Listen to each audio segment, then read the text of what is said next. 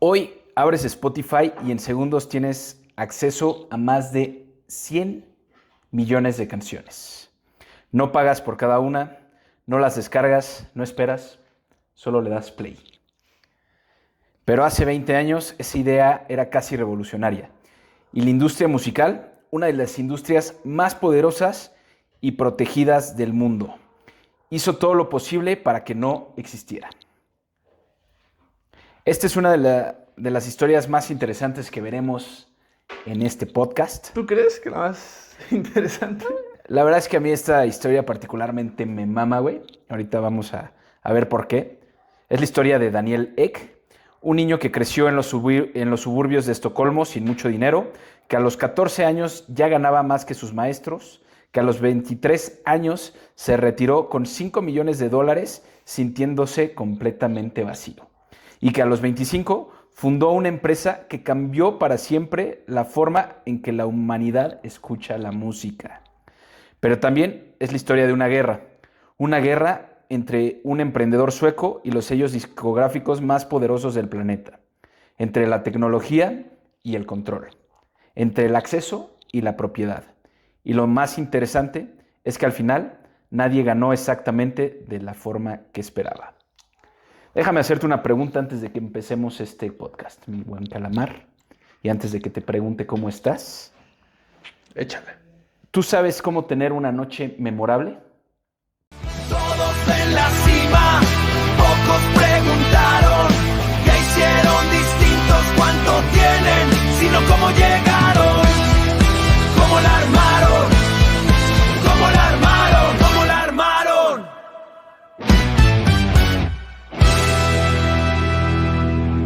Algunos factores yo creo que sí. Solo son dos. Música. Número 1, ten una noche. Número 2, no la olvides. ¿Y ya? Chiste mamón para empezar el podcast, güey. ¿Cómo estás, cabrón?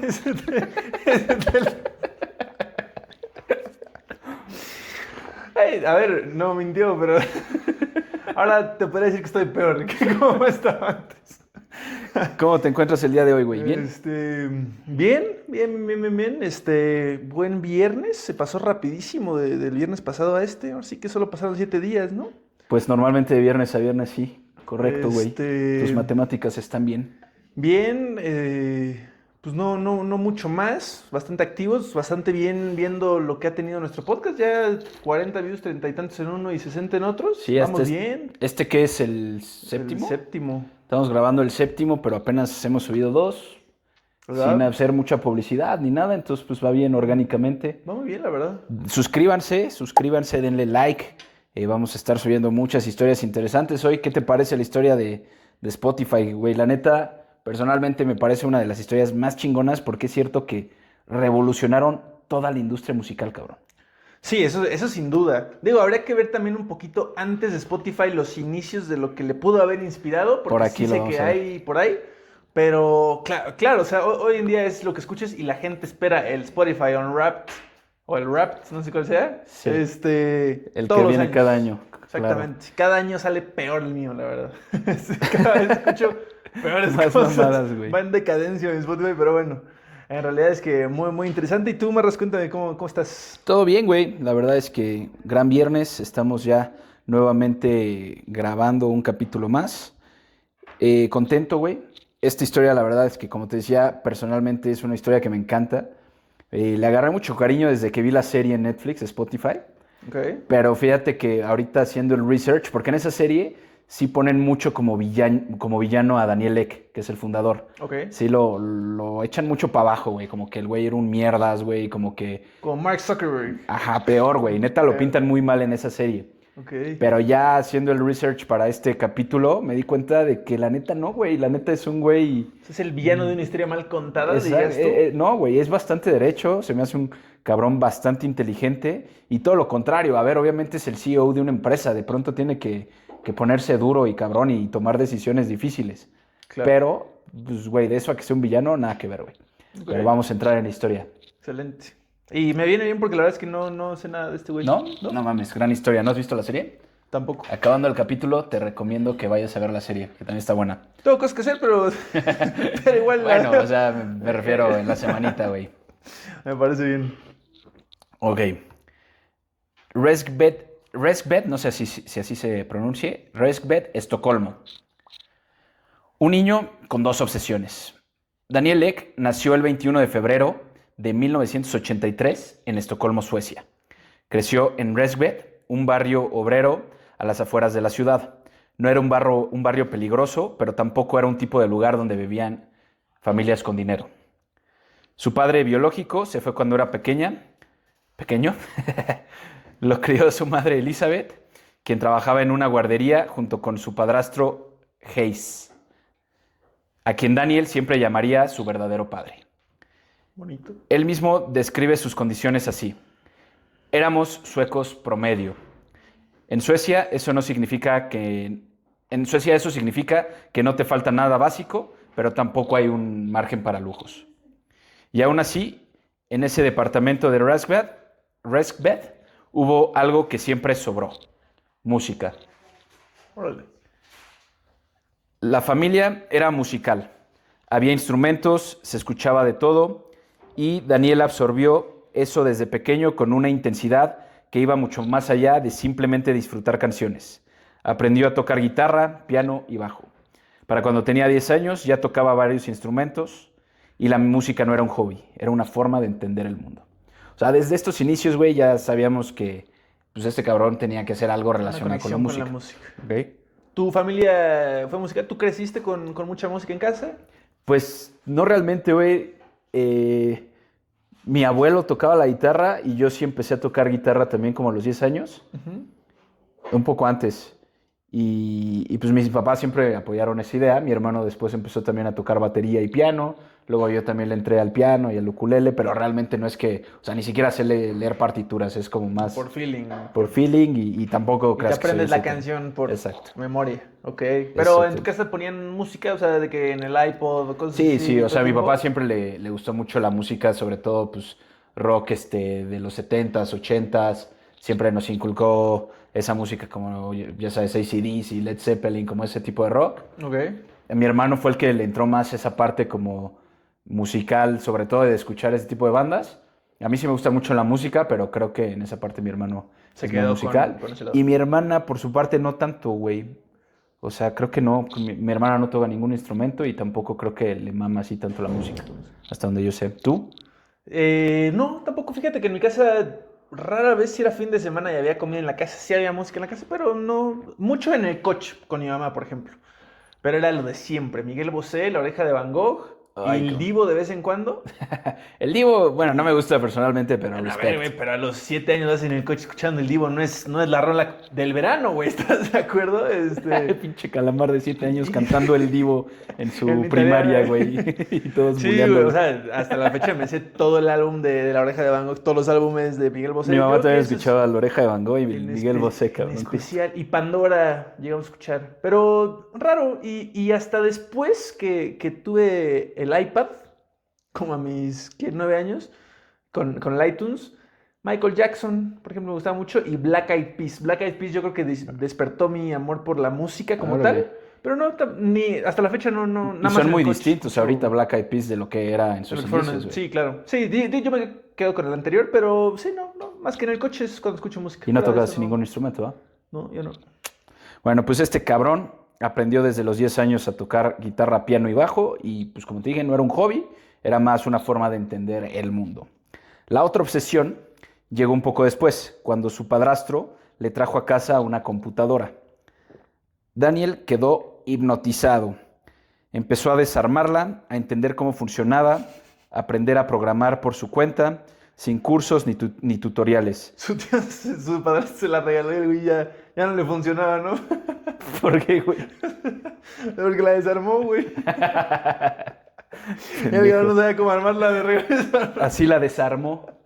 En vez de cómo la armó, así la desarmó. Todo pendejo, güey. No tomó cursos ni tutoriales, solo leyendo manuales y probando cosas. Era el tipo de niño que no dejaba de preguntar por qué funcionan así las cosas. y que no se conformaba con la respuesta de un adulto si podía averiguarlo él mismo. Esas dos obsesiones, la música y la tecnología, que en la infancia de Daniel parecían mundos separados, un día se iban a fusionar en algo que nadie había imaginado antes. ¿Ok? ¿Estás bien, güey? ¿Quieres un poquito de agua? Pinche idiota. Te reíste de lo más malo, güey. Tanta risa, Estuvo güey. mejor mi chiste del principio, cabrón. Estuvo horrible. Su papá, su padrastro se la regala y él la desarmó a la verga, güey. Los primeros negocios. A los 14 años ya cobraba por trabajar. A los 13 o 14 años, Daniel Ek hizo algo que muy pocos adolescentes hacen. Convirtió su cuarto en una oficina y empezó a cobrar por sus servicios. La idea era simple. Sabía hacer páginas web en una época donde casi nadie sabía hacerlo. Güey, eso está cabrón, ¿no? Porque hoy puedes hacer una pinche página web con 5 ya minutos. 5 minutos. Pero en ese entonces era Claro, código. de Puro cero, código, güey, puro de código. cero. No era pedirle a ChatGPT, dame el código para hacer esta página o hazme la página web, güey, ¿sabes? Sí, no, cabrón. Eran otros tiempos. Y los negocios locales necesitaban presencia en Internet, pero no tenían idea de cómo crearla. Él cobraba entre $100 y $200 por sitio, o sea, por página web, que era una Órale. vaca. En ese momento era una lana. Y para un güey de 14 años está Y cabrón. un güey de 14 años que además vivía pues, en un barrio, pues no pobre, pero no de ricos, güey, que empezó a ganar más que su papá y que sus maestros, güey. Claro, imagínate eso, güey. Funcionó tan bien que pronto no daba abasto solo. Entonces hizo algo que revela mucho de cómo piensa. Subcontrató el trabajo a otros estudiantes, les pagaba una parte y él se quedaba con el margen. Con 14 años ya estaba operando un negocio con empleados. Guau. Para cuando tenía 16 años, su ingreso mensual superaba el salario de su padre. Esto no es un dato menor. Cuando un adolescente empieza a ganar más que sus padres, algo cambia en cómo se percibe a sí mismo. No desde la arrogancia, sino desde la certeza. Puedo crear valor, puedo construir cosas. No necesito que nadie me lo permita. Eso está cabrón, güey. O sea, porque sí te cambia el chip, ¿no? O sea, es como... Y puede haber un choque, o sea, depende de la persona y yo creo que lo que te inculquen, pero puede haber un gran cambio, ¿no? En la relación con tu familia. Ese... Pues Puede sí, ser. el darte cuenta de ese poder que tienes tú. Digo, en este caso parece ser que lo cuenta bien y lo vive bien, pero puede ser un punto de desequilibrio para muchas personas, ¿no? Se les va el piso por completo. Sí, y pueden se perder piso, güey. alejan, Pero yo creo que más bien en este caso, este güey como que lo que pensó fue, o sea, se dio cuenta, porque por ejemplo, güey, o sea, lo que voy es, si este güey hubiera vivido tal vez en una familia rica y él hubiera empezado a ganar $200, $300, pues igual y no se hubiera sentido tan chingón. ¿Me explico? Sí. Entonces, como él en el mundo en el que vivía, su papá ganaba menos de eso, él dijo, no mames, gano más que mi papá, soy un cabrón. ¿Me explico? O sea, Sí, sí, y te como puede impulsar para construye tu de la autoestima manera para correcta. que puedas impulsarte de la manera correcta. Sí, sí, sí. Y entonces llegó el rechazo que lo marcaría para siempre. A los 16 años, Daniel Ek buscó trabajo en Google. No como pasante, quería entrar de verdad a una empresa que todavía era pequeña, pero que él ya intuía que sería enorme. La respuesta fue un claro no. Sin título universitario, no había puesto para él. La mayoría de los adolescentes habría aceptado ese rechazo y se habría ido a una universidad. Daniel Ek decidió construir su propio motor de búsqueda para competir con Google. ¿Cómo crees? No funcionó.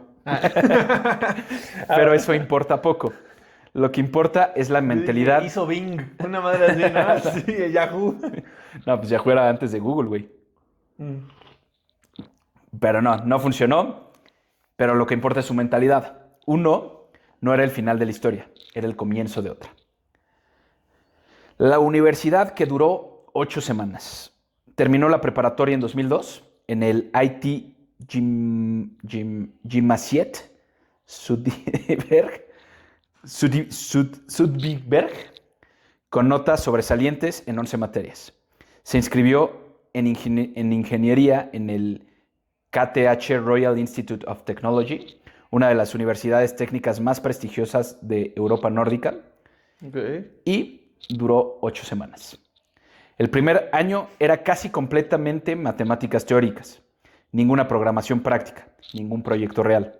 Para alguien que llevaba años construyendo negocios reales, sentarse a escuchar teoría que no veía aplicada era insoportable. Claro.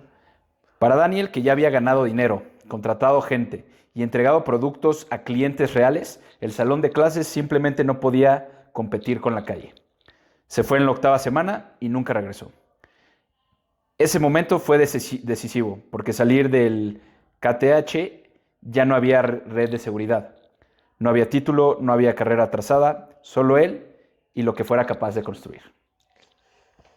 Hijo, pues fue una apuesta, pero claro, tiene todo el sentido del mundo. O sea, si vas a estar un año aprendiendo algo que no te sirve porque ya viste con qué puedes hacer valor, güey, es un año perdido. O sea, pues digo, en este caso, pues por modelo educativo, lo que sea, en este caso a él no le favoreció. Pues sí, güey, salte, aprende, o sea, sigue haciendo lo que Pero estabas con haciendo. cierto sustento, ¿no?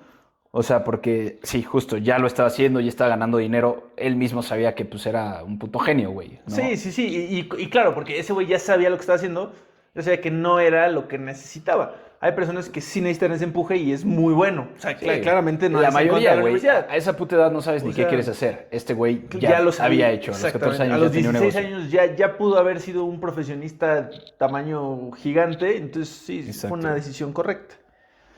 Después viene la carrera relámpago. Tradera, Stradol, uTorrent y Advertigo. ¿Ok? Ok. Lo que siguió fue una secuencia de movimientos que en retrospectiva parecen diseñados exactamente para prepararlo para Spotify.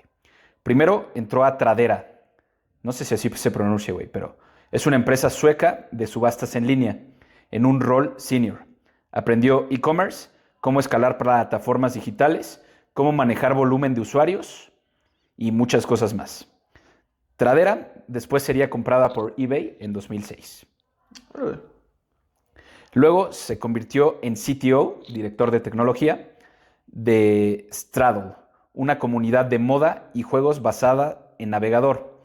Ahí profundizó en producto digital y en cómo construir experiencias para usuarios nuevos. O sea, a los 20 años, 20 y tantos años ya Sí, a CTO. los 19, 20 años, güey. No, man. Porque pues eran startups que, o sea, por ejemplo, llegó a Google que pues ya no era startup, pero ahí sí ya pedían título universitario. Estas eran startups que lo que buscaban más era pues el talento, güey, que un título universitario. Wow. Después hizo algo que muy poca gente conoce de su historia. Fue CEO de uTorrent. Sí, el mismo uTorrent que millones de personas usaban para descargar música, Hasta la fecha, güey. películas se usa. y software de forma ilegal. Yo, por fines legales, diré que no lo usé, pero lo conozco. Me han contado. Me han contado, sí. Pues Daniel Ek fue el director ejecutivo durante varios meses en 2006, mientras la empresa era adquirida por BitTorrent. BitTorrent, ¿ok? Okay. O sea, era uTorrent y lo iba a adquirir otra que se llamaba BitTorrent. Y eso no es un dato trivial. Significa que Ek entendió desde adentro, desde la arquitectura técnica, desde los incentivos de los usuarios, cómo funcionaban las redes de distribución de archivos ilegales. Sabía exactamente por qué la piratería ganaba. Era más rápida, más fácil y tenía más contenido que cualquier alternativa legal. Ese conocimiento sería su mayor ventaja competitiva cuando construyera Spotify. Pero antes de eso, construyó Advertigo. Advertigo, el negocio que lo conectó con todo.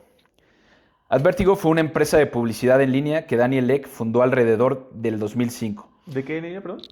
¿Cómo? ¿De publicidad en línea? Okay. Una empresa de publicidad en línea. La fundó alrededor del 2005, mientras todavía tenía 22 años. Advertigo lo fundó mientras todavía tenía 22 años, güey. O sea, todo esto fue Y pues, seguía de medio los trabajando. 19. Sí, seguía medio trabajando, ¿no? Correcto. En uTorrent o algo así. Y el contexto importa. A mediados de los 2000, la publicidad digital estaba explotando. Google había demostrado que los anuncios en Internet podían ser enormemente rentables si se medían bien y se entregaban al usuario correcto en el momento correcto. Advertigo entró ahí. Se especializó en marketing de performance, publicidad donde el cliente paga por resultados concretos, clics, conversiones, ventas, no solo por impresiones. Eck aplicó lo que ya sabía: construir producto rápido, conseguir clientes reales, iterar. La empresa alcanzó rentabilidad en menos de un año. En marzo de 2006, Trade Doubler, una de las empresas más grandes de publicidad digital de Europa, compró Advertigo por aproximadamente $1.25 millones. Wow.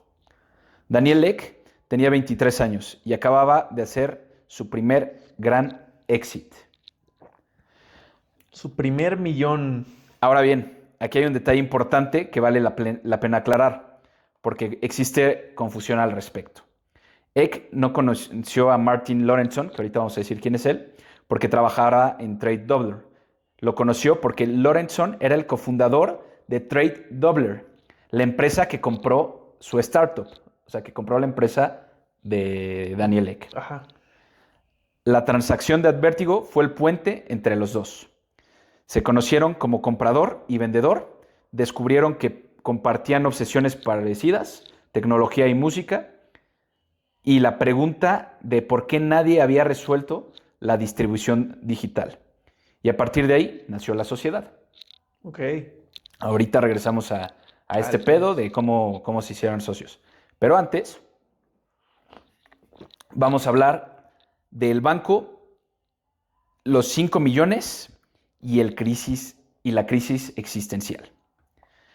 Hay una historia que Daniel Ek cuenta en entrevistas que me parece una de las más reveladoras de toda su biografía, güey. Un día, su ejecutiva de cuenta del banco le llamó para preguntarle qué quería hacer con el varo. Con el millón y cacho. Le puso de ¿qué quieres hacer con el varo? Así le marcó. ¿Qué pedo, Daniel? Bueno, estuvo bien que contrataron un asesor, ¿no? Sí. Porque mucha gente ya se tenía lo mama asesor. así. Desde que empezó a trabajar y le empezó a caer lanita, tenía un asesor, su asesor bancario, le marca. ¿Qué pedo? ¿Qué harías tú con $1 millón? Probablemente me retiraría un ratito. Sí. Y luego también como... Me va a comprar hacer algo eso, me va a creativo. comprar el otro y me ahorro una lanita. Si O sea, te no me lo ahorras, gasto todo, inviertes, te retiras un ratito, un añito pero sabático, estaría rico, bien güey. vivido, estaría chingón, ¿no? Sí, güey, viajar por el mundo, andar en bici de montaña, güey. Eso estaría chingón. De todo dar.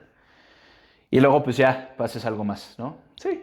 Estás tan joven que tienes demasiado... O sea, tendrías demasiado tiempo libre. Y aparte no te puedes jubilar con $1 millón. Sí, no.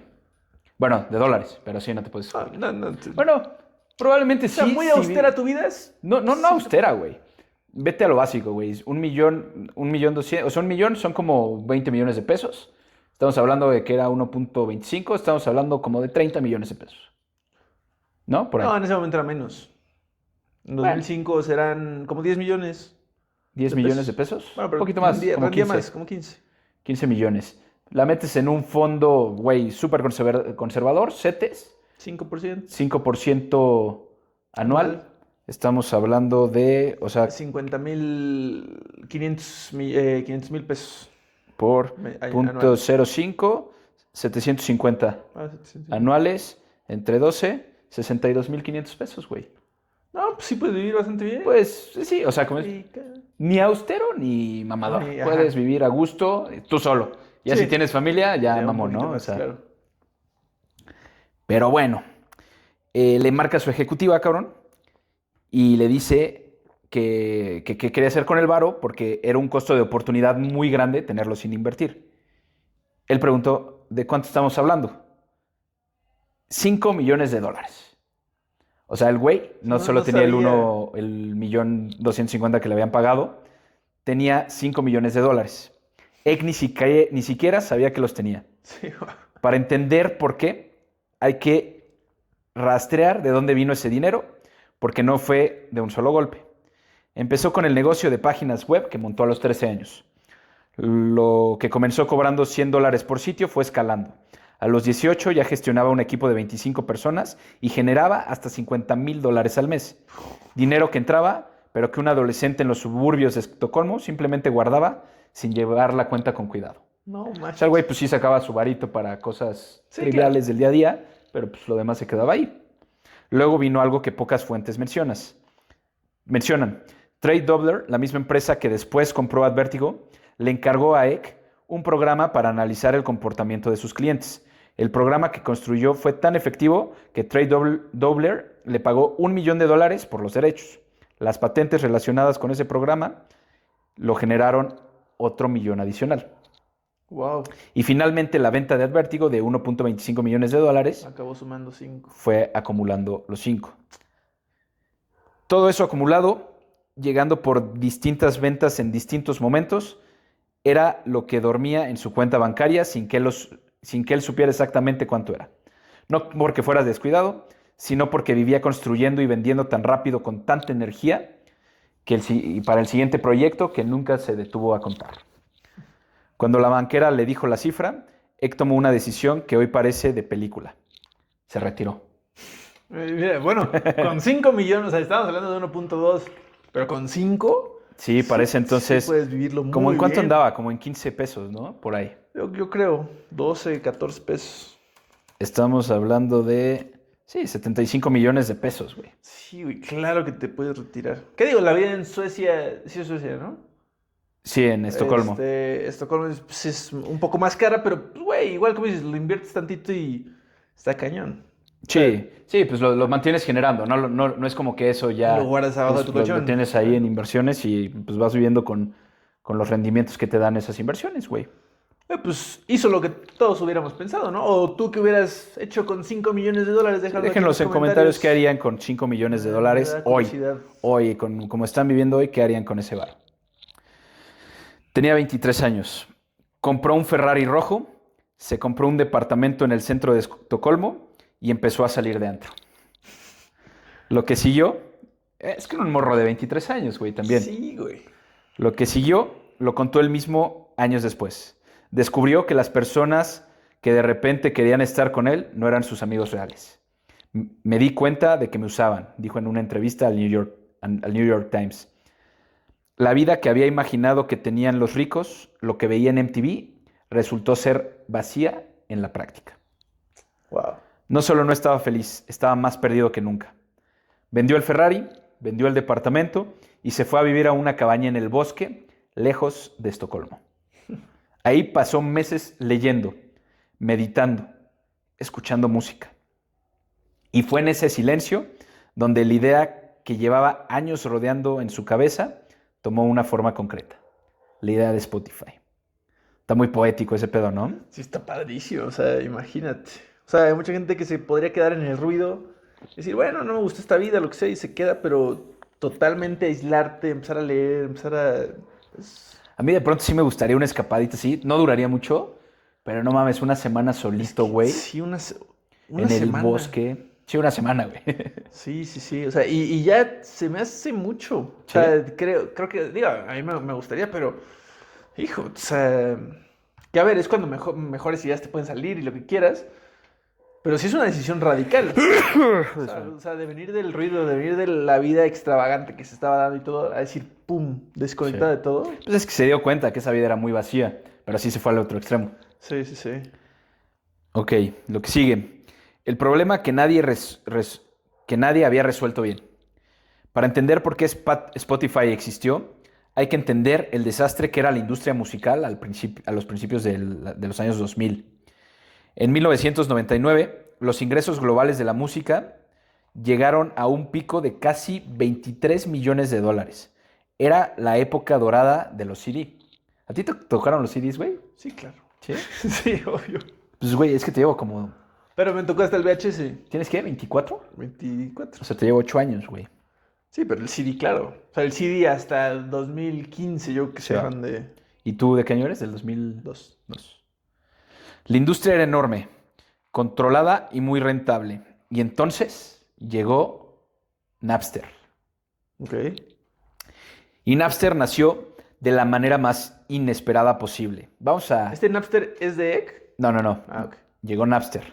Esto fue todavía en el 2000. Ya con Egg nos quedamos por ahí del 2006. 2005. Ajá, 2005-2006. Ahorita estamos regresando un poquito en el tiempo para hablar un poquito de contexto de lo que era la industria musical. Ok. Y en el 2000 aparece Napster, güey. Vamos a indagar un poquito en la historia de Napster para que haya contexto también de cómo surge Spotify, porque además de que es muy interesante, Es parte fundamental. es parte fundamental, ¿no? Napster nació de la manera más inesperada posible en un cuarto de dormitorio universitario en Boston. Sean Fanning tenía 19 años y estudiaba en el Northeastern University cuando en el verano de 1999 escribió las últimas líneas de código que encendieron una de las batallas legales más explosivas en la historia de la tecnología. La película de red social, ¿sí la viste? ¿La de Facebook? No. ¿No la viste? No. No mames, güey, te falta un chingo ver esas películas, cabrón. Sí. Es que ahí sale ese cabrón Ok. y es interpretado por Justin Timberlake. Ok. O sea, Güey, medio ubico algunas escenas. ¿No has pero- visto ninguna de esas series? No. Cabrón, y estamos haciendo un podcast de esto. Tienes que indagar a... Bueno, pues por eso me lo estás contando, ¿no? Malo que yo la estuviera contando y no la hubiera visto. Pero Ahora, pregúntame a nosotros los nobles. vamos a hablar de nosotros los nobles en el siguiente capítulo. ¿Cómo la hizo Javi Noble? No, pero ¿Cómo la échate armó? esas, güey. O sea, en el La red listado social, está red Spotify. social, la de Spotify que está en Netflix, ¿Cuál habíamos dicho antes? la de We Crash, que es la historia de WeWork, también WeWork. buenísima esa serie. Ajá. Está la de Uber, que se llama Super Pumped, Ok. que esa ahorita no está en ninguna plataforma. Justo la estaba buscando hace poco y no la encontré, Pues güey. salió en disco. Güey, Estaba en Prime, güey. Yo la vi en su momento y ayer la busqué porque quería verla otra vez. Y me sale que caducaron los derechos. Y busqué así, incluso cambiando el VPN. Digo, no, no es cierto. Y no sale, güey. Tampoco. Pero pues yo creo que se podrá conseguir por ahí, güey, en Napster. Pero échate esas, güey, buenísimas. La neta, todas muy buenas. Ok, órale. Pero bueno, su compañero de cuarto tenía problemas para encontrar canciones en MP3. Fanning decidió resolver el problema y lo que comenzó con un script para ayudar a un amigo se convirtió en algo que nadie anticipó. Lo que lo hacía especial era su apodo en los foros de internet donde aprendía a programar. Lo llamaban Napster por su pelo rizado y chuequeado. Nappy hair en inglés. Le gustó tanto que así decidió bautizar su creación. O sea, a Fanning le decían Napster y él dijo, vamos a ponerle así a este pedo. Un amigo de los foros de IRC era Sean Parker. Perdón, güey, le estoy súper cagando. Sean Parker era el El Napster. No, Sean Fanning tenía 19. Bueno, vamos a seguir la historia, güey, pero es que los dos se llamaban Sean, güey. Bueno, uno es Sean Fanning y el otro es Sean, pero... O sea, uno se escribe Sean y el otro se escribe Sean. Ah, ok. Pero no, creo que... Bueno, vamos a ver. El amigo era Sean Parker, quien combinaba el interés en computadoras con espíritu empresarial y se convirtió en el cofundador de Napster. Parker era el cerebro de negocios, Fanning era el ingeniero. Juntos tenían algo peligroso, un producto brillante y cero miedo a las consecuencias. En Era meses... de piratería. Sí, Ok. pero aquí explican porque había un loophole muy cabrón, güey. Ok. O sea, realmente no era ilegal. Ahorita vamos a ver por qué. En meses, Napster había ido viral, extendiéndose por campus universitarios, redes de dormitorios y eventualmente el mundo entero. Para una generación criada con CDs, Napster se sentía como una rebelión cultural. La música no solo era digital, era gratis. Lo que hacía Napster era técnicamente ingenioso. Se basaba en la idea de que el archivo que tú descargabas en tu computadora se volvía de tu propiedad y por lo tanto podías compartir lo que era tuyo. Era un loophole legal brillante. La industria musical no lo vio así. En febrero de 2001, Napster tenía alrededor de 80 millones de usuarios mensuales, más que Yahoo con sus 54 millones. Voy a hacer una pequeña pausa para explicar qué es Napster como tal, porque creo que estamos asumiendo que todos lo saben. Pero era una plataforma donde antes tú te metías así www.napster.com y podías buscar canciones, podías buscar álbumes completos y los descargabas en tu computadora.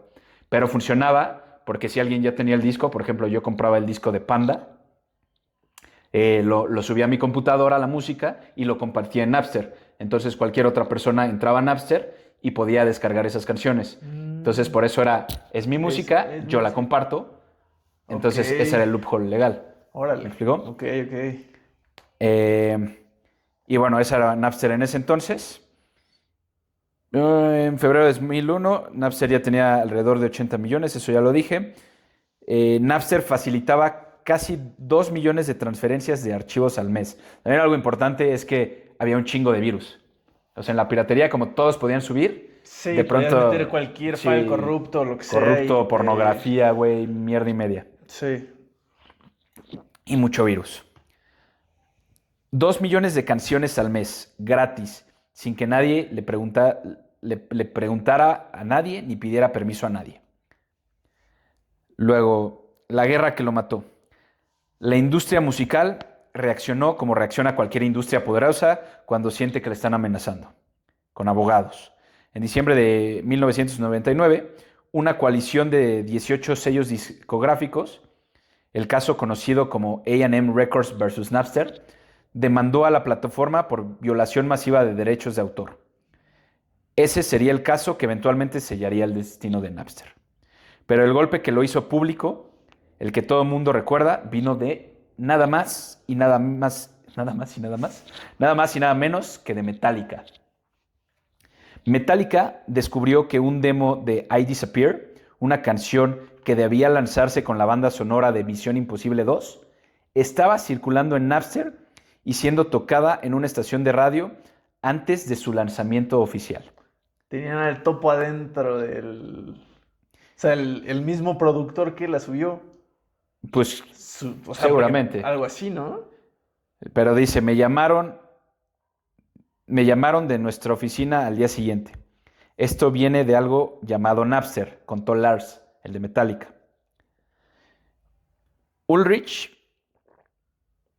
Lars Ulrich. La reacción fue inmediata y pensamos, nos la hicieron, se las vamos a hacer nosotros. Lo que hizo Metallica a continuación es una de las cosas más cinematográficas de toda esta historia. En mayo de 2000, el abogado de Metallica y el propio Lars Ulrich se presentaron en las oficinas de Napster con 13 cajas. Los nombres de 300, dentro de estas cajas, los nombres de 335, 435 y 522 usuarios que estaban compartiendo canciones de Metallica ilegalmente. Los entregaron en mano y exigieron un bloqueo inmediato en todas esas cuentas. 13 cajas físicas llevadas en persona a las oficinas. Lars Ulrich testificó ante el Senado de Estados Unidos acusando a Napster de robarle el sustento a los artistas y lo hizo antes de poder comprarse legalmente una cerveza, porque Sean Fanning apenas tenía 19 años cuando todo esto empezó. O sea, sí era Fanning el que sale en la película que te digo, güey. De red social. Sí. La respuesta de la cultura pop fue dividida. Metallica quedó como el villano, el grupo ricachón que le quitaba la música gratis a los fans. Limp Bizkit patrocinó un tour de conciertos gratis ese verano, auspiciado por Napster como respuesta directa. Chuck D, de Public Enemy, defendió a Napster públicamente. Fue un momento donde la industria, los artistas y los fans estaban todos peleados entre sí. El 12 de febrero de 2001, la Corte de Apelaciones del Noveno Circuito falló a favor de la RIA. Y el 5 de marzo de 2001, la jueza Marilyn Patel emitió una orden preliminar dando a Napster 72 horas para eliminar todo el contenido protegido por derechos de autor de su red. 72 horas para borrar básicamente todo lo que tenían, güey. A ver, fue el mejor de los escenarios. O sea, creo yo, ¿no? Porque pues al infringir tantas leyes, pues... Es que eran acabar en loopholes. cárcel, pues... O sea, pero entonces, ¿por qué ganaron? ¿Por qué perdieron? Porque sí había... ahí porque hay cierto- poder, güey, porque estaba la industria musical detrás de ellos. Pero no creo que, o sea, ni les interesaba meterlos a la cárcel, güey. Era... O sea, nada más cerrarle su changarro Cerrarle para su dejar changarro. tranquilos a los otros. Napster cerró su sistema el 1 de julio de 2001. Más de 2 millones de usuarios fueron desconectados simultáneamente del servicio. La jueza ordenó que Napster no solo podría reactivarse sin filtrar el 100% del contenido protegido, y como eso era técnicamente imposible, nunca volvió. Napster presentó quiebra en 2002. ¿Tú usaste Napster alguna vez? Yo no, güey. Yo lo que usé fue LimeWire. Ok. El equivalente, o sea, supongo que Vino después. salieron... Ahorita viene esa parte. Pero había cometido... Bueno, la industria celebró ese win. Había matado al monstruo. pero había cometido el error clásico de confundir el síntoma con la enfermedad. Cerrar Napster no mató la piratería, la dispersó. Aparecieron Kazaa, LimeWire, The Pirate Bay y decenas de plataformas más. Cada una más difícil de cerrar que la anterior, porque habían aprendido de los errores de Napster y eliminado el servidor central que los hacía vulnerables. Para 2006, los ingresos de la música grabada habían caído a $15 millones, una caída del más del 30% en 7 años, y seguían bajando. Eck entendió algo que la industria no quería escuchar. El problema no era moral, era del producto. La piratería era un mejor servicio que lo que existía legalmente, y demandar a sus propios clientes no era una estrategia de negocio, era una señal de desesperación. Nunca vas a poder legislar para eliminar la piratería, dijo en múltiples entrevistas. La única forma de ganarle es crear algo que sea mejor. Y ese algo mejor sería Spotify. Wow. Y hay un detalle que cierra esta historia de forma casi poética. Cuando Eck era adolescente y aprendía a programar en foros de internet, uno de sus contactos en esos chats era un tipo que firmaba bajo un alias, que años después, en 2009, ese tipo le mandó un email efusivo elogiando Spotify. Cuando finalmente se conocieron en persona, se dieron cuenta que habían pasado horas hablando en foros sin saber quién era el otro. Ese tipo era Sean Parker, el cofundador de Napster. Wow. El chico que destruyó la industria musical y el chico que la reconstruyó. Habían sido amigos en internet sin saberlo. Sin saberlo. Hijo. Ahora sí, volvemos a La Martín historia principal. Lorentzon y regresamos. No, Martín Lorenzo no lo conocemos. Ahorita, bueno, ok. lo mencionamos, que es el socio fundador de Spotify. Ajá. Nada más mencionamos cómo se conocieron. Ahora volvemos al futuro. Ok. Al presente de la línea temporal que Exacto. llevábamos, cronológica. Regresamos al 2005. En 2005, antes de la venta de Advertigo, Eck ya había empezado a socializar con Lorentzon. Se conocían por círculos empresariales suecos y empezaron a pasar tiempos juntos, frecuentemente en el departamento de Eck, escuchando música en su sistema de audio y jugando videojuegos. Ahí, en esas tardes, los dos notaron lo mismo. Era increíblemente complicado y frustrante encontrar y acceder a la música que querían.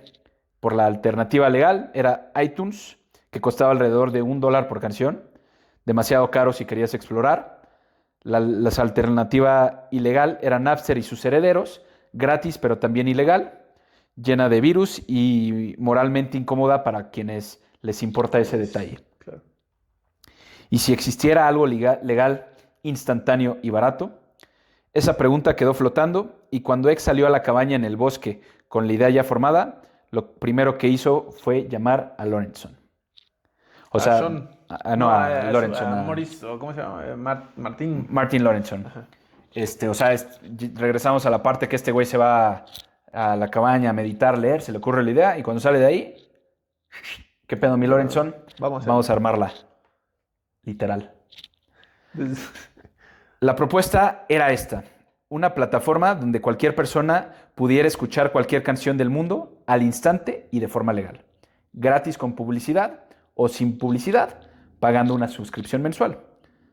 Esto está cabrón, güey, porque pues, antes no... Esto del pedo de la publicidad digital empezó más o menos por esa época. Entonces fue como de los primeros en pensar una idea así, porque la piratería jamás lo pensó así. Y este güey, como también el background que ya vimos que venía de la industria de la publicidad, entonces como que se le ocurrió, hizo match claro. ese pedo, güey. Por eso era importante también entender la parte que tenía su agencia de publicidad. Sí, correcto. Lorentzon lo entendió de inmediato. Eran dos perfiles perfectamente complementarios. Eck, el técnico obsesivo con el producto y con la visión.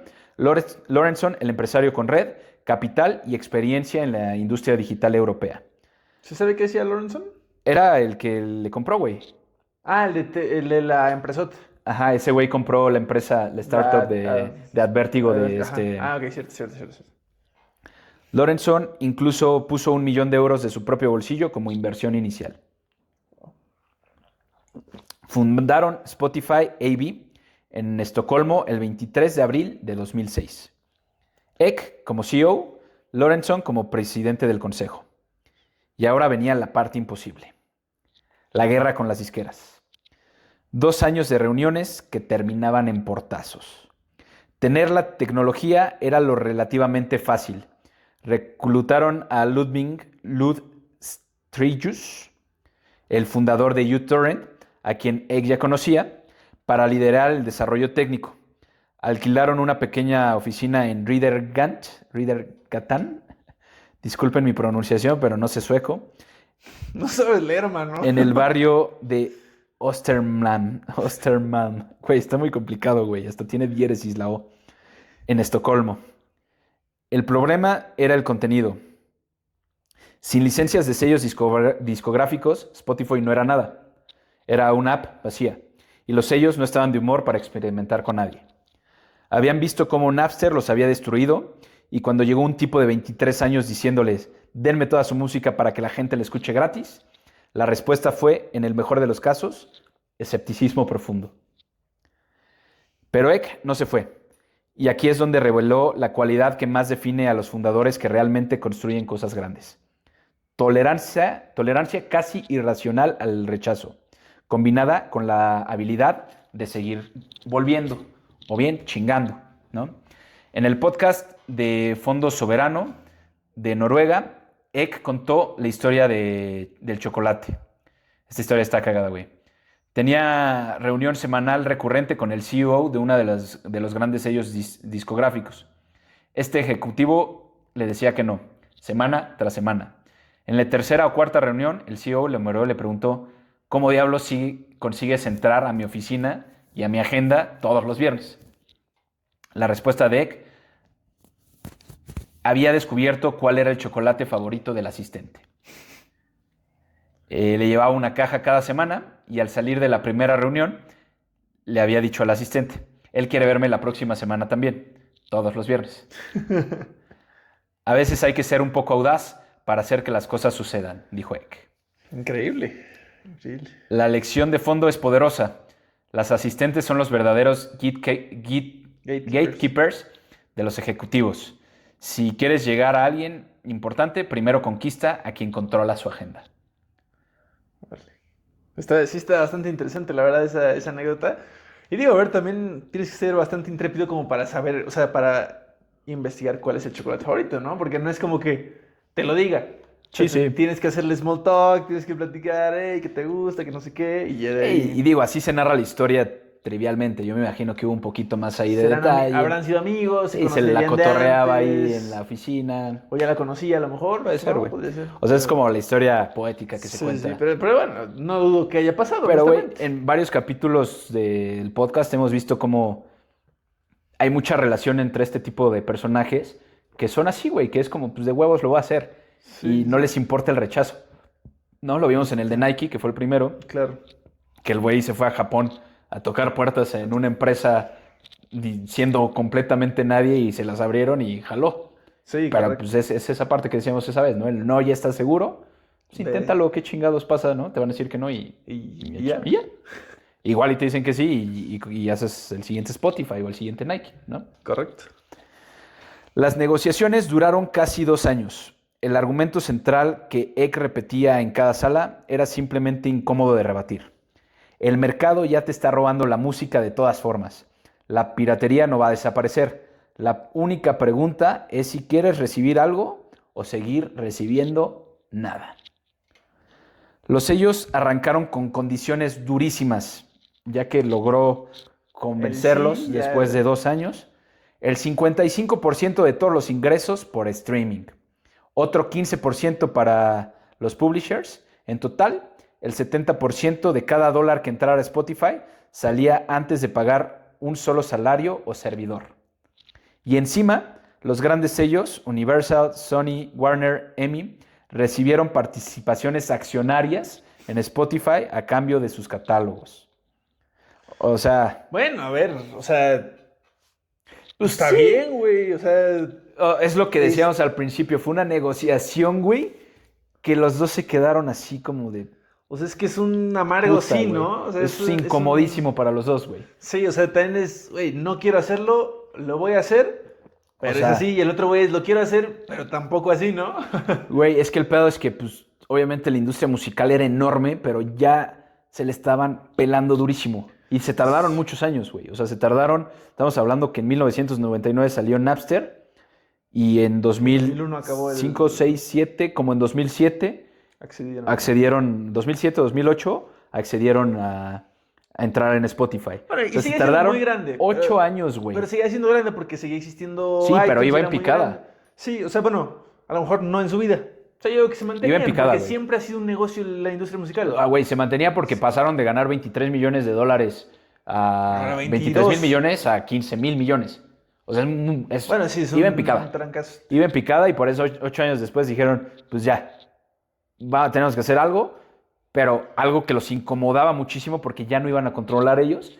Y por el otro lado, Spotify ceder el 70%, güey. Sí, o sea, fue un... Pero Spotify sí, tampoco era nada sin las sí, disqueras, o sea, güey. ese 30% era lo que necesitaba para vivir, ¿no? O sea, Y aquí lo dice, güey. Eck lo aceptó todo porque sin música no había Spotify. Y esas condiciones significaban que sería casi imposible ser rentable durante años. O sea, ceder el 70% entre el 55% para el streaming más otro 15% para los publishers y además darles acciones a las disqueras, era, pues, güey, iba a ser imposible ser rentable durante varios años. Spoiler, tardaron 16 años en ser rentables, güey. no mames. Pero eso viene después. O sea, ¿eso fue hace qué? ¿4 años que fueron rentables? No te creo, güey. El lanzamiento solo por invitación. Ahorita llegamos a esa parte, pero vamos a ver. El 7 de octubre de 2008, Spotify abrió sus puertas, solo en Europa y solo por invitación. La versión beta había corrido desde 2007 únicamente en Suecia, con una licencia de prueba ilimitada. El lanzamiento real del 2008 expandió el servicio a Reino Unido, Alemania, Francia, Italia, España, Finlandia, Noruega y Suecia. El sistema de invitación era una estrategia deliberada.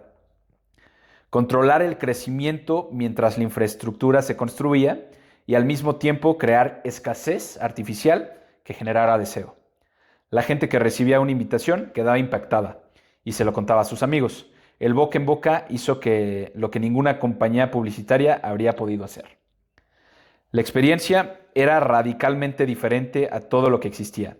Abrías la app y la música empezaba casi instantáneamente. Era en una era donde las canciones tardaban minutos en descargarse y a veces venían con virus.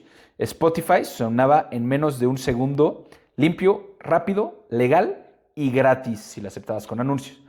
Güey, es que esto es una puta locura. O sea, ahorita es lo normal, güey. Sí, Pero cualquier antes tipo era de una streaming puta locura. es lo de hoy en día, pero, o sea, pensándolo bien, está cañón. O sea, la infraestructura que tienes que tener también, o sea, de servidores, de absolutamente todo, conexiones a internet, las licencias de cada canción, o sea, implica muchísimo hacer una aplicación Es de una ese puta tipo. locura, güey. Implica muchísimo. Justo. Era una tecnología muy difícil de lograr. Sí. Reproducir música en streaming en vivo, sin descarga previa, en la velocidad del internet de 2008, era un reto de ingeniería enorme. Esa fue parte del secreto. La experiencia técnica era tan superior que hacía que la piratería se sintiera lenta y complicada en comparación. Ahí estaba la alternativa. Eso está Lo cabrón, que güey, decía, porque ¿no? sí, él decía, es que el pedo es el producto, güey, no es o sea, no es la piratería, es el producto de la música, comprar un disco, descargarla de iTunes, se tardaba minutos, porque creo que descargabas iTunes y luego la tenías que emparejar con el iPod, ¿no? O con el iPhone, ¿no? Sí, en la compu directo, Y o sea, con, la pasabas... los celulares que había en ese entonces. Era lentísimo, güey. Imagínate pasar de eso, incluso con la piratería, era descargarle y luego al celular y la chingada. Sí, sí. Que ya era streaming, güey. O sea, y fue lo primero de, no mames, güey. Abrí, busqué, puse play y ya está sonando. Sí, güey, ponte esta rola. Pum. Es que, güey, hoy es muy normal. Sí, pero antes, aparte, o sea, Pero- por más canciones que tuvieras, porque, por ejemplo, tenía mi tío que tenía 16,000 canciones en su Sí, güey. iPod, güey. O sea, era de que, ¿quieres la nueva? Puta, esa sí no la tiene, güey. Entonces Exacto. aquí ya la tienes, ¿no? Bueno, a lo mejor a los inicios no tenía todos los artistas firmados, que eso es normal. Pero eventualmente eso acabó siendo mucho, mucho mejor. Es una puta locura, güey. O sea, a veces damos por sentado toda esta tecnología, pero cuando te vas al 2008, que no es ni siquiera hace tanto, güey, Sí, ¿no? dices, no mames. O sea, pero en 2008 veías un BlackBerry y decías, este es el futuro, güey. Sí, güey. O sea, Y la estrategia de expansión también era parte del plan. Ciudad por ciudad, país por país, mercado por mercado. No de golpe el mundo entero. Perfeccionar en un lugar, aprender y luego avanzar al siguiente. Daniel Ek hablaría de esto como uno de los factores clave del éxito. Crecer en círculos concéntricos en lugar de dispersarse antes de estar listo. como el episodio 3B. ¿Correcto? Así que episodio 3D. Si no lo han visto, vayan a verlo. Está muy bueno. Ya para cuando están viendo esto ya está de arriba. Y sí, el crecimiento concéntrico suele ser una gran estrategia de crecimiento. Sí, güey. Y es una estrategia de mucha paciencia, porque pronto hay ciertos CEOs que dicen, vámonos global, güey, ¿no? Le pasó a Starbucks, también hablamos de eso, Sí. que abrió miles cuando y sale miles de- el fundador y entra otro CEO, abrió miles de tiendas y empezaron a descagarse porque empezaron a perder la esencia de lo que era Starbucks. Y cuando regresa el fundador como CEO, se vuelve a ser chiquito para otra vez empezar. Su crecimiento. Esto lo hemos visto en varios episodios, güey. episodios. Está muy cabrón como... Interesante. Sí, como este güey lo hizo bien desde el principio, pero como algunas empresas Se cometieron dan el cuenta error y se después. dieron cuenta muy tarde, Exacto. ¿no? El problema de Estados Unidos... es el siguiente capítulo. El problema de Estados Unidos. 3 años más de guerra. Europa funcionaba.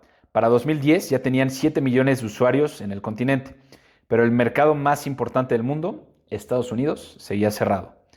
Las disqueras americanas eran más grandes, más poderosas y mucho más desconfiadas que sus contrapartes europeas. O sea, en ese momento escuchaban de que irlandeses tocando la gaita y mamás así, ¿no? Sí. Bueno, y ABBA que es Noruega, creo, pero ¿qué tanta música? Bueno, y el Divo, escuchaban el Divo en Spotify. Pues sí. Nuestro queridísimo Juan Gabriel. Juan Gabriel, ¿por qué? Pues el Divo es Juan Gabriel, pendejo. ¿El Divo es Juan Gabriel? ¿Tú quién decías que era el Divo, güey? ¿El Divo? ¿No es Sí. una boy band europea? No sé, güey. Sí. El Divo. No, el Divo. Pues tú dijiste el Divo. No, el Divo. El Divo. No, pues ni puta idea, güey. Yo todo este tiempo Entonces, pensé que siempre estabas pensé que era hablando de de Juan Juan Gabriel. Gabriel, güey. Claro Y por que eso hasta no. te imaginé cantando Juan Gabriel en tu escuela y dije, este pendejo todos lo buleaban. No, güey, el Divo. Una boy band italiana, güey. No los topo, güey. Todo este tiempo Todavía dices, pensando. a huevo sí. Pues pensé Seguro que en Europa escuchaban. pensé que estabas cotorreando, cabrón. Continúa.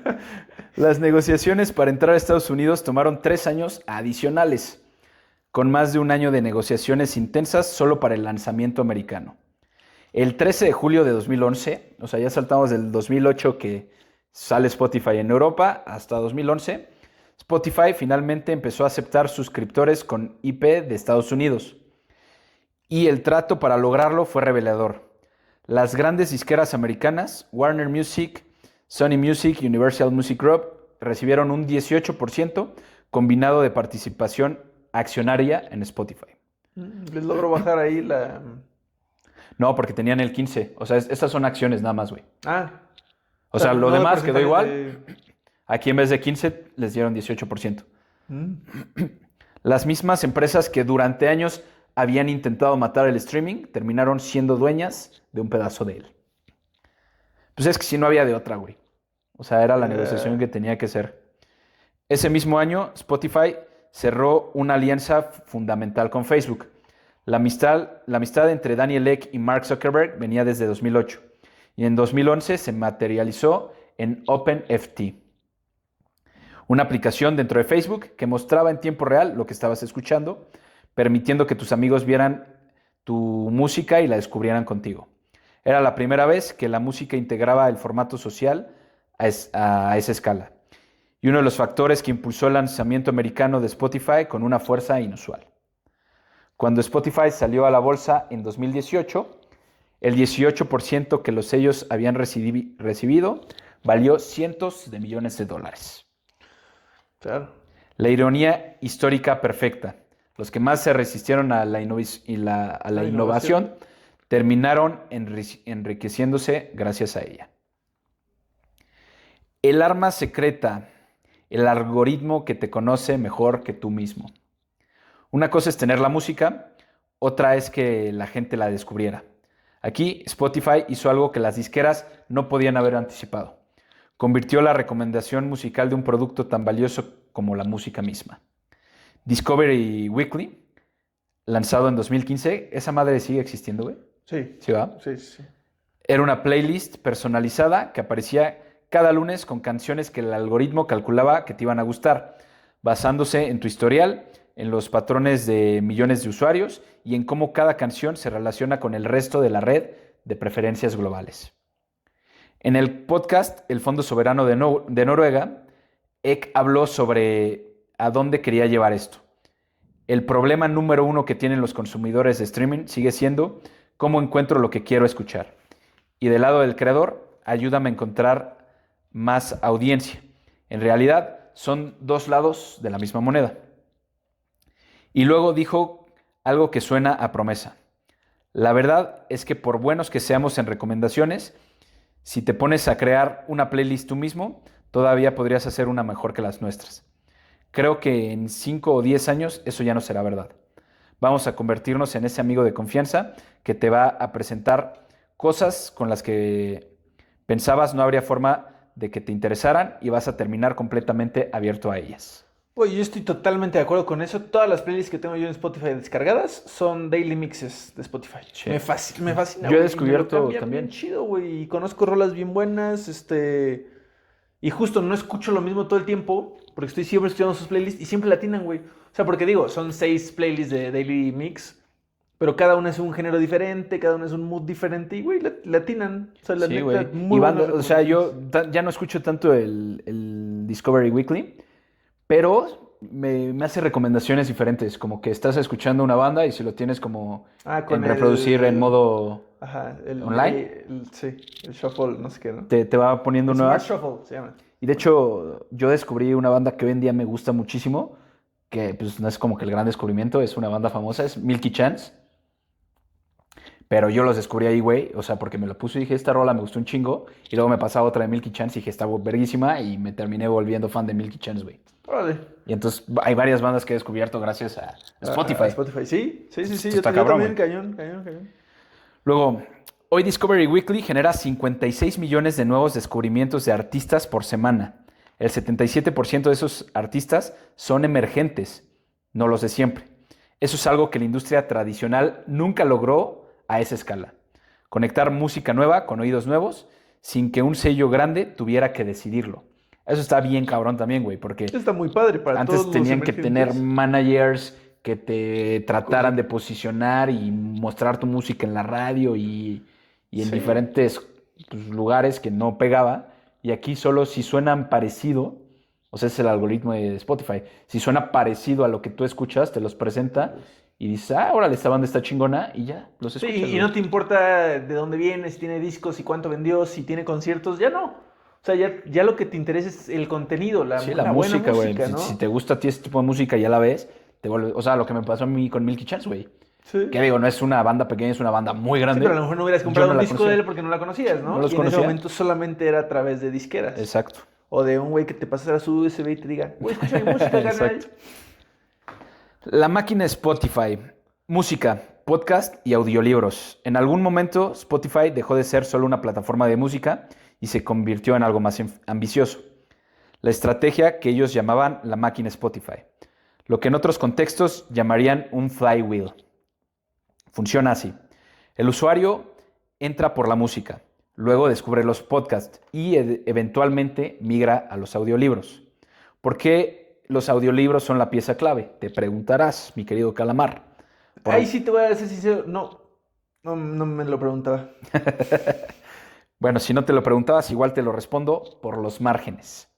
La música tiene márgenes muy comprimidos porque el 70% de los ingresos se van a las disqueras. ¿Hasta la fecha? Sí. Hasta la fecha, güey. Los podcasts tienen mejores márgenes porque no aplica el mismo esquema de regalías. Porque aquí es Bueno, Suelen tampoco ser aplica usuarios. también, por ejemplo, con... O sea, las disqueras sí se va el 70%, pero si tú tienes tu banda y la Artista subes, independiente. obviamente no tienes tantos escuchas, pero el esquema es diferente. Ahí sí no les dan el 70%. No, claro. Y el Que bueno, podcast, lo mismo. si tienen suerte, próximamente estaremos en Spotify para que lo puedan escuchar a todos lados. Sí, no, seguro con este capítulo ya estará, estará en Spotify. Bueno, van a estar todos, pero Sí. sí, ya lo pueden escuchar en Spotify, vayan a verlo, más bien a escucharlo. Bueno, que ya hay video también en Spotify. También, pero bueno, escucharlo, ¿no? Spotify es de escuchar. Sí. Si quiero Que- ver algo, Que igual también como tip, yo siempre, o sea, yo amo YouTube Premium, güey. Amo YouTube Premium porque pues, es sin anuncios, yo sí consumo mucho YouTube y los podcasts generalmente los escucho y los veo en YouTube. O sea, incluso si solo lo quiero escuchar, YouTube Premium puedes ponerlo apagar y tu bloquear el teléfono. celular. Sí, está bueno. Y puedes descargarlo también. Está verguísima, a mí me mama YouTube Premium. Dicen que es el mejor servicio de pago. Y está baratísimo, Porque güey. aparte tienes YouTube Music, tienes YouTube todo eso. Es pero- una verga. YouTube Premium, güey, es la mejor inversión en plataformas, güey, la neta.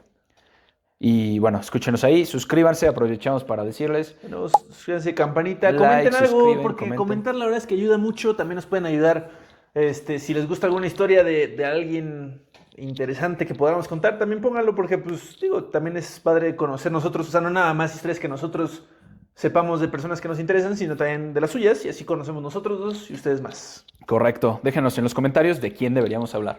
Exactamente. Y lo vamos no solo a tomar en cuenta, sino que lo vamos a hacer, ¿no? Exactamente. Sí, Oh, hay lo vamos a mucho hacer, ¿por contenido. qué no lo haríamos? ¿Estás de acuerdo? De eso se Exacto. trata de este podcast. A huevo. ¿Vamos a darle cierre o todavía falta? No, todavía falta un poquillo. ¿Qué pasó, mano? Está muy interesante, güey. Si ya llegaron hasta aquí, sí suscríbanse, digan, llegué hasta aquí, así pónganlo, sin contexto, llegué hasta aquí. Sabemos que estaba estamos- muy bueno, la verdad, es muy, muy bueno. Y ya merito, güey, pero está muy bueno. Ok.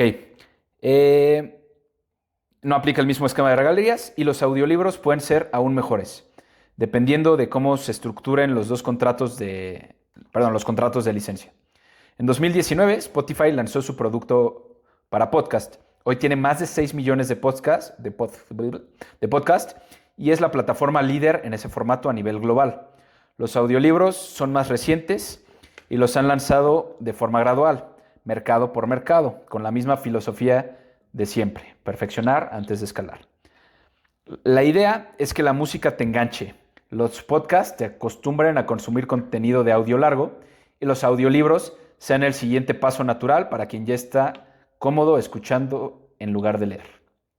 Spotify también está explorando una vertical de video educativo, aunque ahí la historia todavía está por escribirse. Se está escribiendo. Se está escribiendo en este preciso momento, 26 de junio de 2026. Taylor Swift, Tom Yorkie y la guerra que no terminó. Ya mero, con esto cerramos. En noviembre de 2014, Taylor Swift retiró toda su música de Spotify. No fue discreta. En un artículo del Wall Street Journal escribió que la música no debería ser gratuita, que el modelo de streaming devaluaba el arte y que los artistas merecían compensación justa.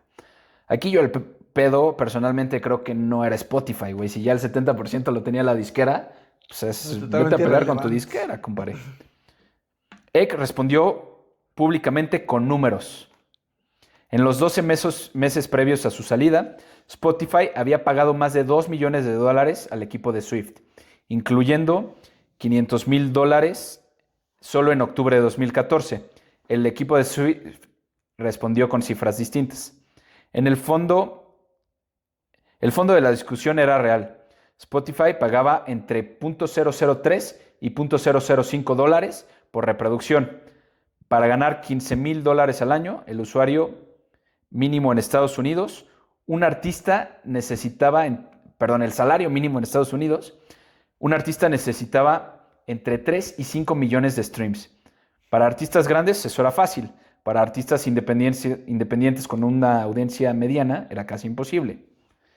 No solo Swift, Tom Yorkie de Radiohead retiró su música, los Beatles tardaron años en llegar y AC/DC tampoco estaba. Pero todos volvieron. Taylor Swift regresó en 2017 y en 2019 cuando lanzó Lover.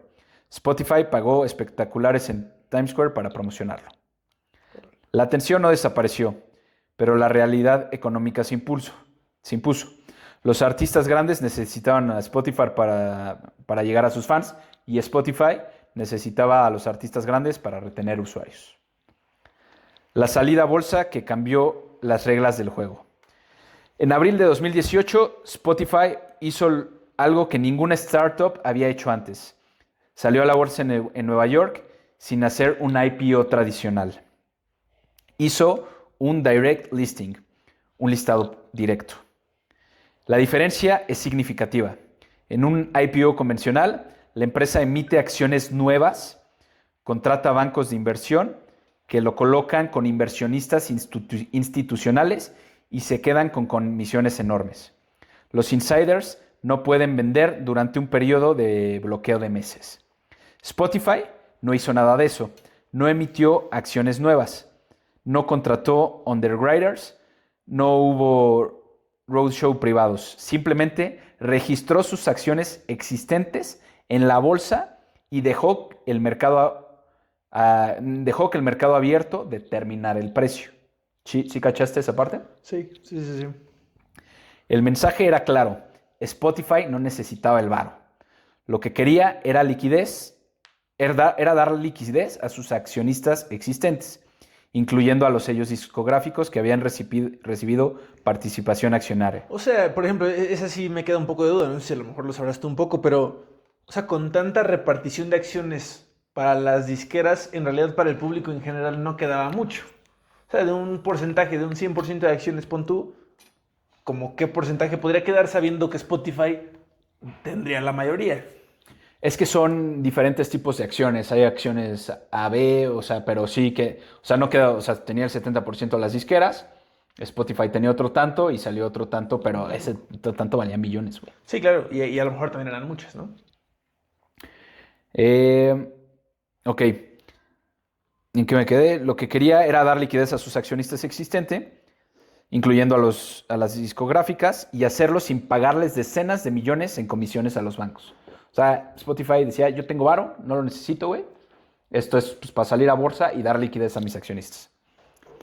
El 3 de abril de 2018, las acciones abrieron a $165.90. La valoración inicial fue de aproximadamente 29 mil millones de dólares. Ese movimiento abrió el camino para que otras empresas tecnológicas como Palantir y Coinbase hicieran lo mismo años después. Spotify no solo cambió cómo se escucha la música, sino que también cambió cómo las empresas van al mercado público. 16, ahora sí, vamos a lo de 10, ya casi cerramos, güey. 16 años para ser rentable. El costo de cambiar una industria. Este es el dato que más os sorprende. Spotify, con toda su escala y dominancia global, no fue rentable de forma sostenida durante casi 16 años. No porque no tuviera ingresos. Cuando salió a la bolsa en 2018 ya generaba más de 5 mil millones de euros al año. El problema era estructural. El 70% de cada euro que entraba salía inmediatamente en regalías a los sellos. Más bien es eso, güey. O sea, no era... las disqueras solo tenían en Europa 15%, en Estados Unidos 18%, y el 70% no eran acciones, eran los ingresos, eran regalías para las disqueras. Ok. Pero ni siquiera de utilidad, o sea, literalmente como entrara. Pues está cañón. Sí hubo algunos trimestres aislados con números positivos a lo largo de los años, pero el primer año completo de ganancias operativas llegó hasta el 2024, cabrón. O sea, de 2008 hasta 2024, cabrón. ¿Qué digo? Cuando ganaban muy bien, pero no siempre ganaban. Sí, algunos trimestres, pero ya en 2024, 1.400 millones de euros de ingreso operativo. Eso después de acumular más de 3.500 millones de euros en pérdidas operativas a lo largo de su historia. No. Pues bueno, O sea, ¿qué tan rentable años, fue el final? pues güey, Bueno, al o final sea, ya hoy en día en toda ya su es historia muy rentable. perdieron 3.500 millones de euros y en 2024 ya ganaron 1.400 millones de euros. O sea, ahorita para 2026 ya recuperaron. O sea, ya le ganaron, ya estás para arriba. Uf. Entonces, ¿cómo lo logró finalmente? 3 movimientos simultáneos. Subió los precios de las suscripciones en casi todos los mercados de 2023 a 2024 por primera vez en más de una década. Eso también fue un movimiento de mucha paciencia, cabrón, y mucha inteligencia. Porque Spotify no había subido hasta que ya dijo, ya, ahora sí ya tenemos todo Ya el es puto esencial, mundo. Claro, ya nadie puede vivir sin pagar lo que tiene que pagar. Fue mucha paciencia, cabrón. Porque si lo hubieran hecho al año 5, tal vez no hubieran sido lo que son hoy. Expandió podcast y audiolibros con mejores márgenes que la música y mejoró su plataforma de publicidad para usuarios gratuitos. En 2023 hizo algo polémico pero necesario. Despidió al 17% de su fuerza laboral, incluyendo a su CFO. La acción subió 11% al día siguiente. Fue un recordatorio de que Ek siempre ha dicho que Spotify no es una empresa para personas que no entregan resultados. Wow. El imperio que construyó. Hoy los números son difíciles de procesar. Más de 760 millones de usuarios activos al mes en 184 países. Más de 290 millones de suscriptores de pago. Vete a la verga, güey. Más de 17 millones de dólares en 17 mil millones de dólares en ingresos en 2025. Una participación de mercado del 32% en streaming musical global. Más del doble de su competidor más cercano, Apple Music. Tiene 12.6, güey. ¿Tiene cuánto? Casi el doble, ¿no? Apple Music tiene 12.6, Amazon Music el 11% y Spotify el 32%. Y lo demás se reparte entre los demás. YouTube Music.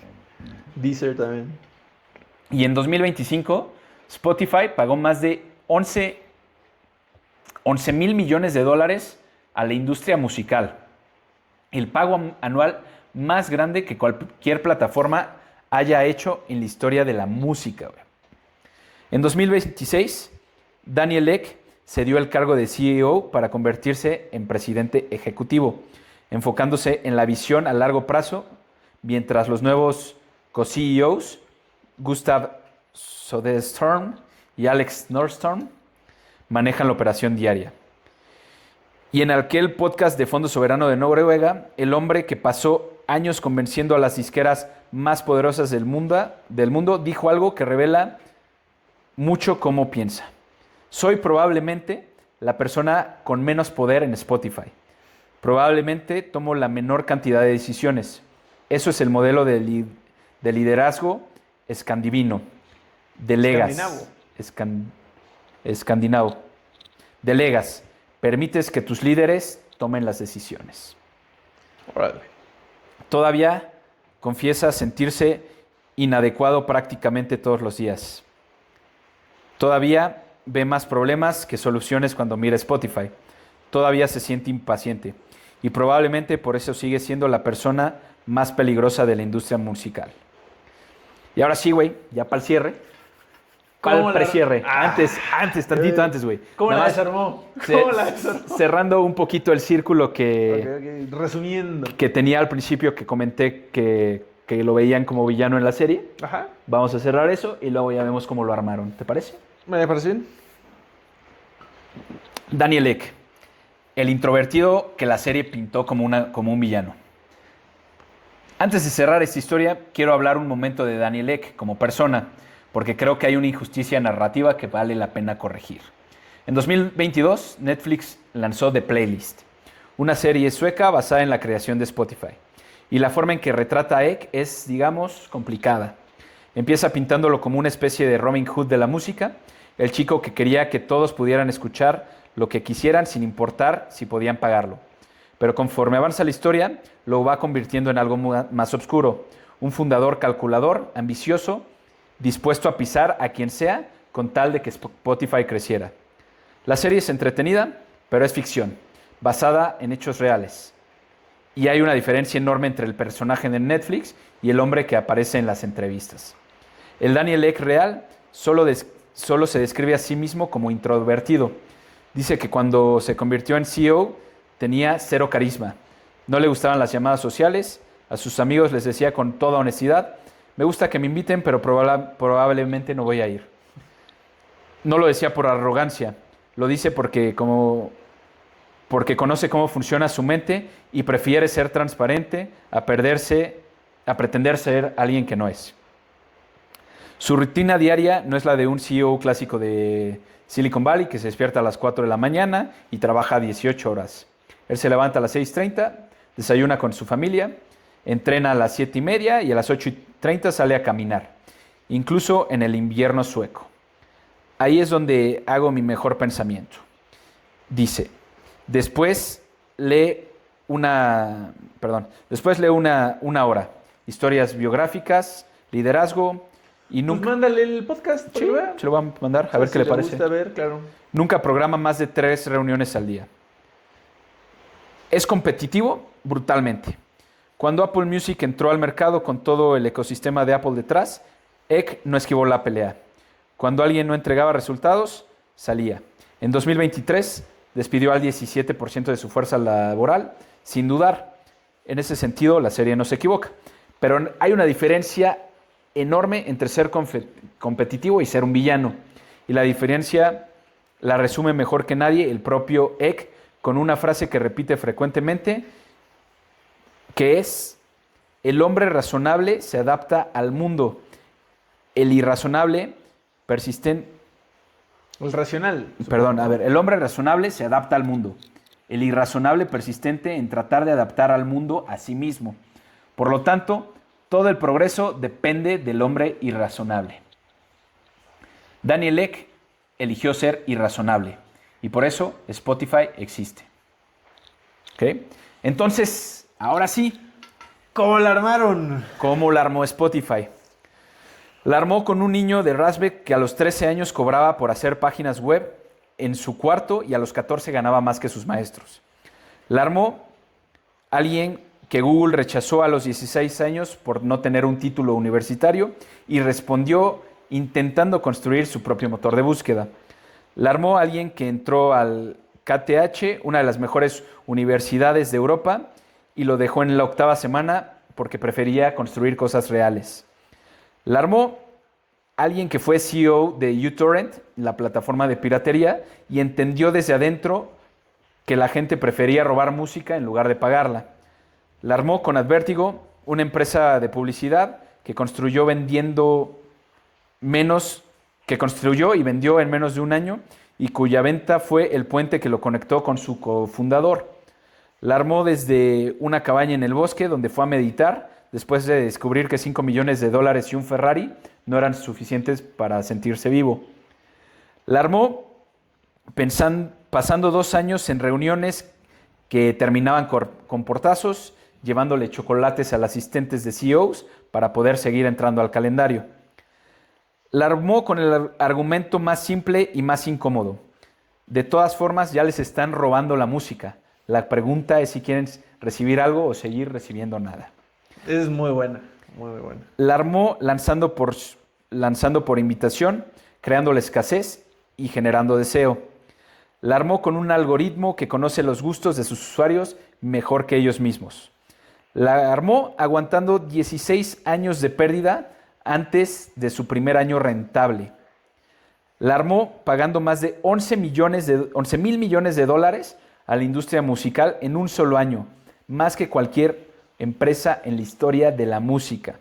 Pero sobre todo, la armó un tipo que todavía dice sentirse inadecuado todos los días, que construyó una de las empresas más valiosas del mundo y describe su rol probablemente como la persona menos poderosa de Spotify.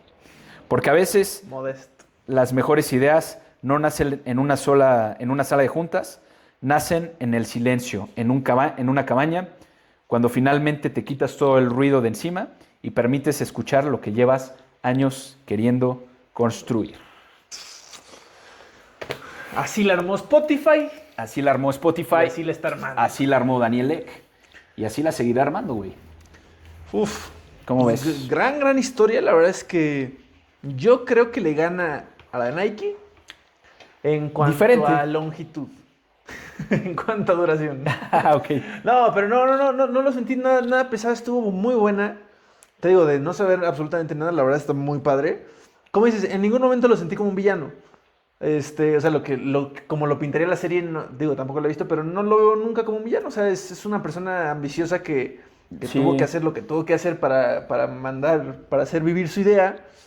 Pero, hijo, muy, muy buena, la verdad Sí, es me una gran gustó historia, bastante. güey. Digo, la serie es una gran serie, pero sí hay que entender que es basada en hechos reales, ficción, le meten drama y lo pintan como villano. Siempre en una serie tienes que tener un villano para que te enganche un poquito más. Claro.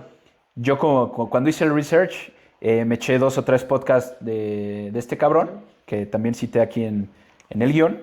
Y, güey, la verdad es que es un gran tipo, güey, ¿no? O sea, no lo conozco personalmente. Sí, o sea, güey. Tienes que hacer cosas culeras, güey, Chingón. porque eres un CEO, cabrón, y pues tienes que ver por tu empresa, pero... Claro, no mames. pero a ver, despedir personas pasa en todos lados, güey. O sea, eso no te hace una mala persona. Sí, digo, en la serie le pintan otras cosas también, que pisoteo bueno. otras cosas, que yo en el research la verdad es que no vi nada de eso. Entonces, es una gran historia, güey. O sea, se ve un güey que no es polémico, un güey que Sí. va a chambear, hace su chamba. Es un puto genio, güey. Desde morrillo, desde que desarmó su computadora. Desde que desarmó Se la su co- computadora desde que cuando su se la padre regaló su compró. padrastro, güey. Pero, güey, No, la verdad es que muy esta es buena una de mis historia, la historias verdad. favoritas. Muy buena historia. Pasamos de la última que yo conté fue la de 3B, ¿no? Correcto, sí, 3B. Sí, 3B. No, la de Starbucks. No, Starbucks, correcto. La de Starbucks, que pues sí, hemos pasado de las que yo conté, Nike, 3B, Starbucks. Entonces, Starbucks, también contaste. Eh, Este no es el séptimo, entonces, güey. No, sí conté una más de alguna empresa tecnológica también. Y yo conté Nvidia. Me fue Nvidia, Mango. Sí conté por ahí una, creo, güey. No me acuerdo, ustedes véanlo aquí en... Pero sí, se nos olvidó, imagínate. Pero esta, cabrón, la neta es que es de mis historias favoritas, güey. Me mama porque sí cambió toda una puta industria, güey. O sea, una industria que era Totalmente. poderosísima, la cambió y tardó años en negociar ese pedo, pero sí con un argumento súper sencillo, güey. A ver, ya te están chingando la música, güey. ¿Quieres ganar algo o no? Terminó haciendo negociaciones, como ya lo platicamos, No duras. tan favorables para él, claro. No tan favorables, pero, güey. ¿Lo logró? Lo logró. Gran historia, güey. Ustedes díganos qué opinan de esta historia. ¿Qué les pareció? Nuevamente, si ya llegaron hasta aquí, no mamen, suscríbanse. Es gran contenido, estuvo muy bueno. Y suscribirse es gratis, ¿no? Suscribirse es gratis. Hasta como ahorita. Spotify. Como Spotify. También en es. Spotify. Y gracias a que es gratis, tienen anuncios. Exacto. Qué cagado los que nos estén escuchando en Spotify, la historia de Spotify. Los que nos estén escuchando en YouTube, ya vendrá la historia de YouTube también. YouTube. De Javier YouTube. Javier YouTube, así se YouTube. llamaba el cabrón. Ahí. A veces echa chistes muy malos mi compadre, Ah, pero... no, para malos chistes el tuyo, pero bueno. Pero bueno. Ese fue el final de este episodio. Muy buen episodio. Gracias por estar por aquí. Gracias por sintonizarnos. Nos vemos en Más la siguiente. siguiente capítulo. Nos vemos. Hasta la próxima.